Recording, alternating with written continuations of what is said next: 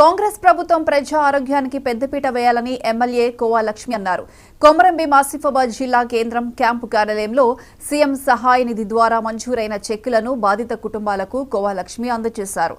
అనారోగ్యంతో ప్రైవేట్ ఆసుపత్రిలో చికిత్స చేసుకుంటున్న ప్రజలకు ఆర్థికంగా ఆదుకునేందుకు మరింత చొరవ చూపాలని కోరారు. లక్షల్లో ఖర్చు పెడితే వేలల్లో ప్రభుత్వం మంజూరు చేయడం దారుణమని పేర్కొన్నారు. బడుగు బలహీన వర్గాల సంక్షేమం కోసం ప్రభుత్వం పాటుపడాలన్నారు. ప్రైవేట్ ఆసుపత్రిలో చికిత్స చేసుకున్న బిల్లులపై కనీసం 70% అయినా మంజూరు చేయాలని ప్రభుత్వాన్ని డిమాండ్ చేశారు.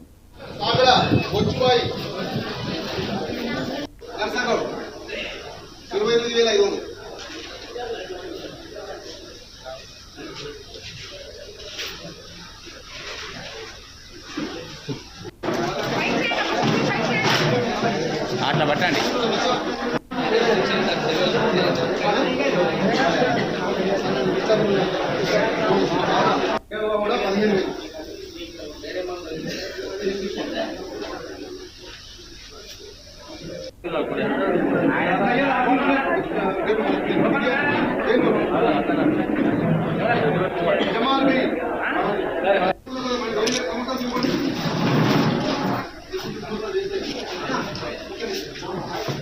सुंगापुर पोचबाई